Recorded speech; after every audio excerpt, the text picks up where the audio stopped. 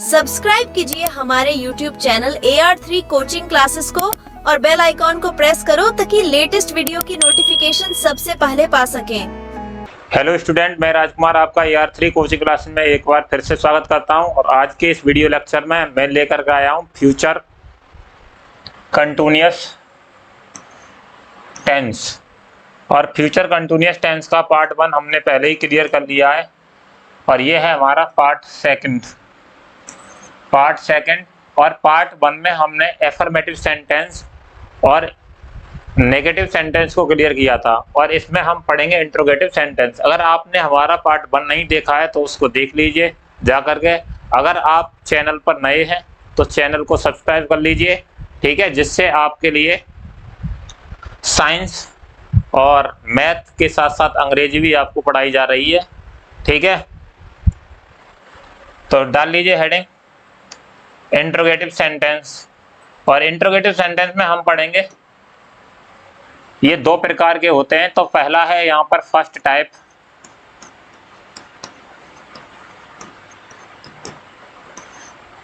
First type में लिखें यदि वाक्य के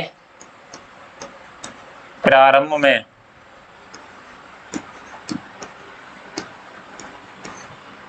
क्या शब्द आया हो तब। यदि वाक्य के प्रारंभ में क्या शब्द आया हो तब, तो वाक्य में क्या से प्रारंभ हो रहा है तब हम स्ट्रक्चर्स क्या लिखेंगे।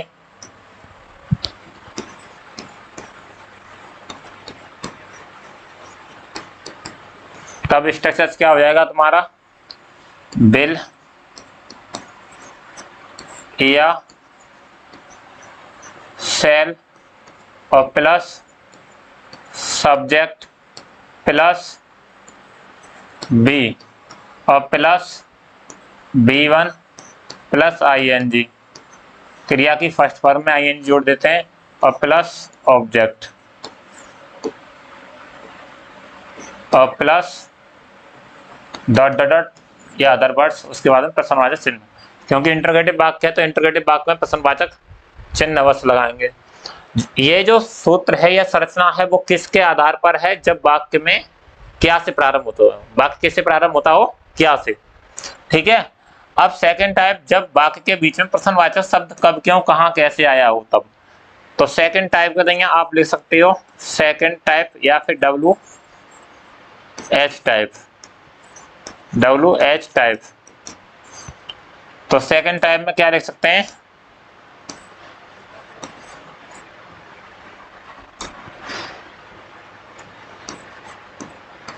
सेकंड या WH टाइप। WH टाइप क्यों बोलते हैं इसे, क्योंकि ये क्वेश्चन वर्ड से स्टार्ट होते हैं, ठीक है। तो देखो, यदि वाक्य के बीच में प्रश्नवाचक शब्द, यदि वाक्य के बीच में प्रश्नवाचक शब्द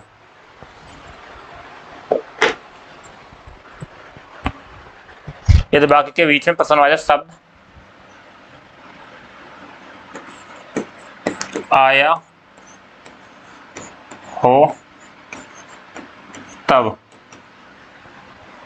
तब फॉर्मूला क्या है, प्रश्नवाचक शब्द जैसे कब क्यों कहां कैसे आया हो तब। तो फॉर्मूला लिख लीजिए या स्ट्रक्चर्स।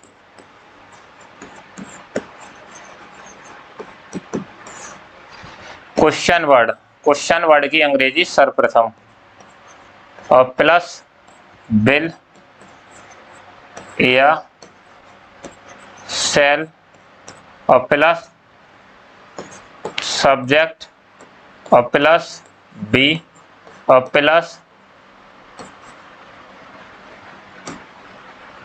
B1 और प्लस ING और प्लस ऑब्जेक्ट और प्लस डॉट डॉट डॉट और अंत में प्रश्नवाचक चिन्ह।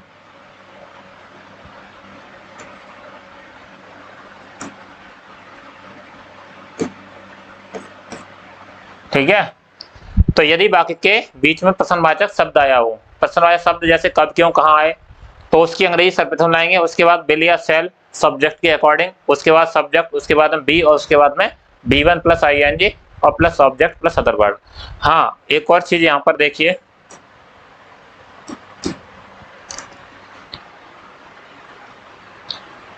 नोट करके लिख लीजिए,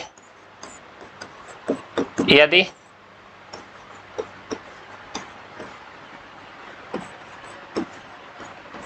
प्रश्नवाचक शब्द ही सब्जेक्ट की तरह कार्य करता है, सब्जेक्ट की तरह कार्य करता है, तब, यदि प्रश्नवाचक शब्द ही सब्जेक्ट की तरह काम करता है, तब संरचना क्या हो जाएगी या सूत्र क्या हो जाएगा, तो देखो लिखिए,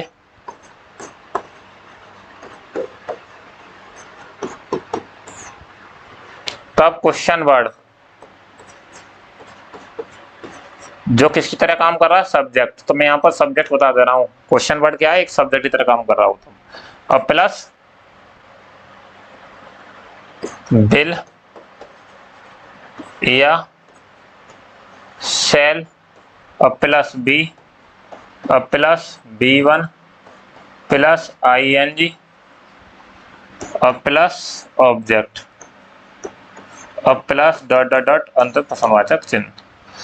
तो यदि सब्जेक्ट कैसे प्रश्नवाचक शब्द ही हो तो हम क्या करेंगे, विल या शैल सब उसी को लगाने के बाद में जो कुछ प्रश्नवाचक है उसे सब्जेक्ट की तरह मानेंगे, जैसे कौन या किसने शब्द आया था तब दिखते हैं, विल या शैल, उसके बाद में बी और plus B1 plus ING plus object, ठीक है, और अंत प्रश्नवाचक चिन्ह। अब देखते हैं इसके आधार पर हम कुछ उदाहरण,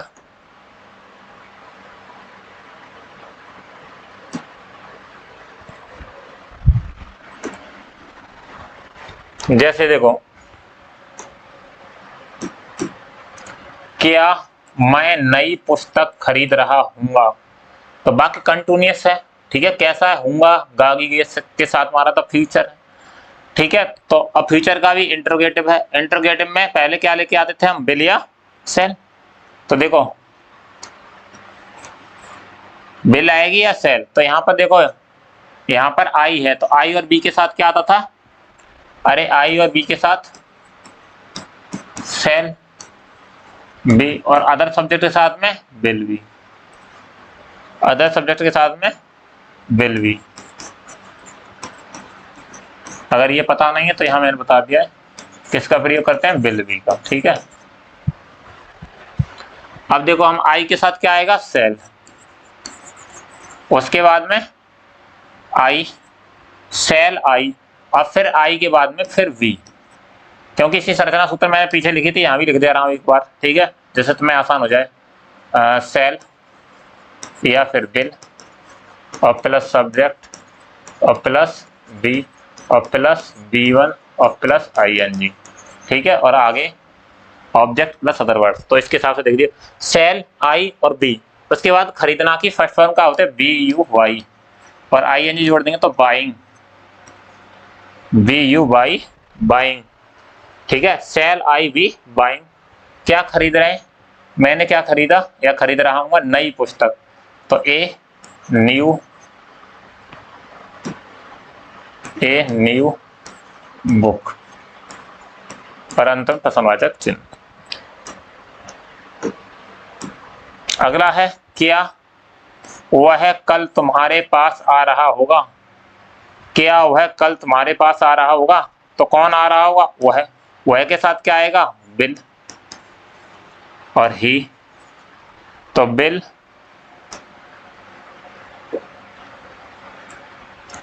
ही, उसके बाद में फिर क्या लाएंगे, बी, और फिर आ रहा होगा तो आना की कम और ING लगा देंगे तो कमिंग, ठीक है, तो विल ही बी कमिंग। अब तुम्हारे पास तो टू यू, देखो यहाँ पर आया पास, तो पास के अर्थ में क्या ला रहे हैं हम, टू यू, तुम्हारे पास कब आ रहा होगा, तो कल आ रहा है, कल के लिए हम क्या लाएं, फ्यूचर में टुमारो, और अंत में प्रश्नवाचक चिन्ह। तो क्या वह कल तुम्हारे पास आ रहा होगा, तो will he be coming to you tomorrow. अगला है क्या तुम टीवी देख रहे होंगे, तो जब इसमें आया है तुम सब्जेक्ट तो इसके साथ भी क्या आएगा, विल, है ना, विल यू। अब देख रहे होगे तो टीवी देखना की क्या होती है, वॉच, WATCHING, वाचिंग। तो विल यू बी वाचिंग, क्या देख रहे हो, टीवी, तो टीवी और अंत में प्रश्नवाचक चिन्ह। तो will you be watching TV. अगला है ये लड़के सड़क पर क्यों खड़े हो रहे हैं। अब ये क्वेश्चन वर्ड वाला है, तो क्वेश्चन वर्ड अगर आ जाए तो क्वेश्चन वर्ड की अंग्रेजी सर्वप्रथम लगाते हैं। तो ये लड़के सड़क पर क्यों खड़े हो रहे हैं, तो देखो किसकी लगाएंगे हम, क्वेश्चन वर्ड क्यों, क्यों के लिए भाई क्वेश्चन वर्ड, उसके बाद में ये लड़के के साथ क्या आएगी, विल, क्योंकि आई और बी के साथ सेल आती है और अदर सब्जेक्ट के साथ में क्या आती है, विल आती है। तो भाई विल दीज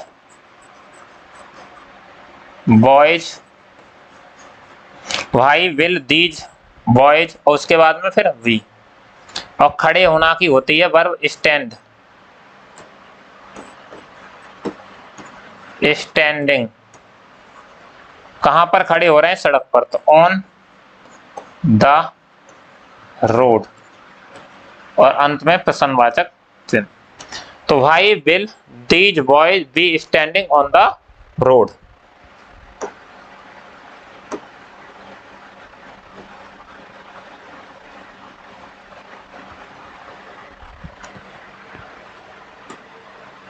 अगला है अध्यापक इस समय क्या पढ़ा रहे होंगे।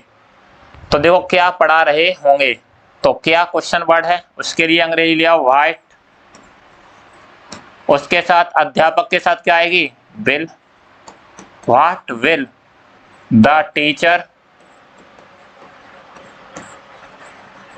तो व्हाट विल द टीचर, उसके बाद में बी, और पढ़ाना की क्या होती है, टीच, टीचिंग, ING लगा दीजिए, टीचिंग। तो what will the teacher be teaching इस समय, तो at this time, at this time, और अंत में प्रश्नवाचक चिन्ह।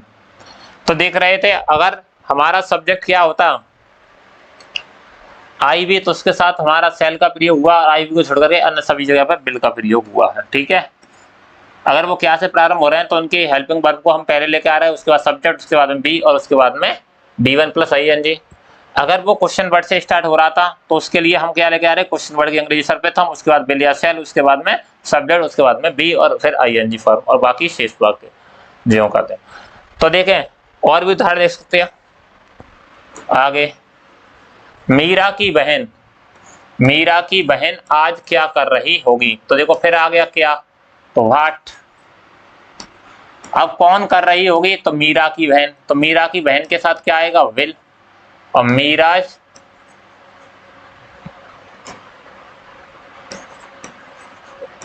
S लगा करके सिस्टर, तो मीरा सिस्टर क्या कर रही होगी, बी, करना की डूइंग, ING फॉर्म लगा दो, डूइंग टुडे, डूइंग टुडे, और अंत में प्रश्नवाचक चिन्ह। तो इस तरह के आ रहे हैं, आप भी आगे भी बनाइए, ठीक है। अगला सेंटेंस देखें, राम कौन सा छाता ले जा रहा होगा, तो कौन सा छाता, राम कौन सा छाता ले जा रहा होगा, तो पूरा है कौन सा, तो विच, जब भी आए कौन सा तो सिलेक्शन की बात कर रहा है, तो विच अम्ब्रेला, विच अम्ब्रेला यानी कौन सा छाता ले जा रहा है राम, ठीक है। तो राम सब्जेक्ट है, राम के अकॉर्डिंग आएगा विल और राम, तो विच अम्ब्रेला विल राम, उसके बाद क्या लगाएंगे, बी, और ले जाना की क्या है, कैरी, ING लगा दो, केयरिंग, ठीक है, अंत प्रश्नवाचक चिन्ह। अगला है यह बच्चा कितने यह बच्चा कितने आम खा रहा होगा। ठीक है, ट्रांसलेट करने की कोशिश कीजिए, यह बच्चा कितने आम खा रहा होगा।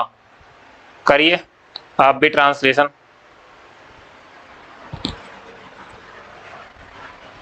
हो गया। तो देखो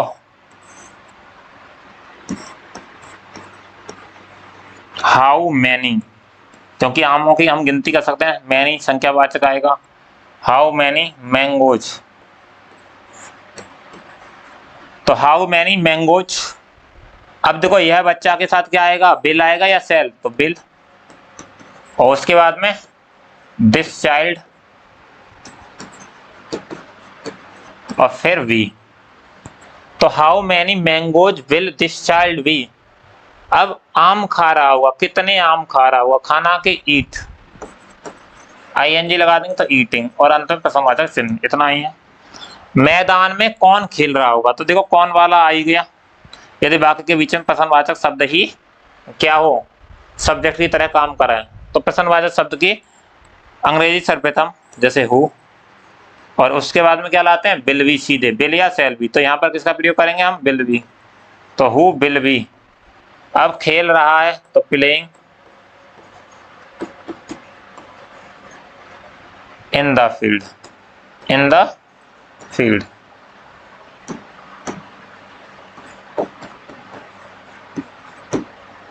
अगला है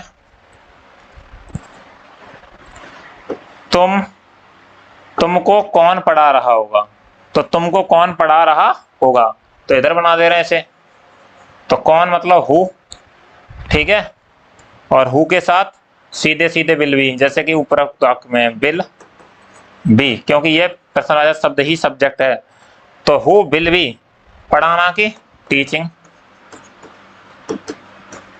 और किसे पढ़ा रहा है, तुमको, तो टीचिंग यू।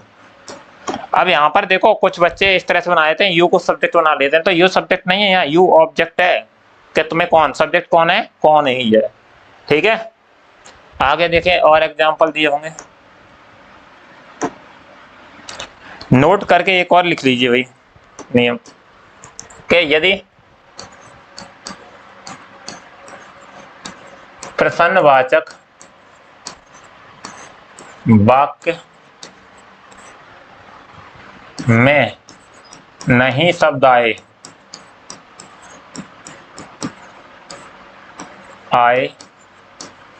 तो नॉट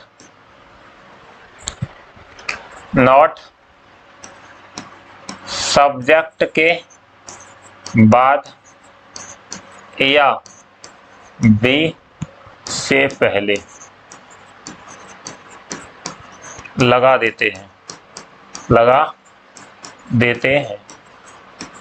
ठीक है, जैसे क्या मैं कार्य नहीं कर रहा हूँगा, तो देखो क्या से बिल नहीं सॉरी मैं है, तो यहाँ पर क्या आ जाएगा, सेल।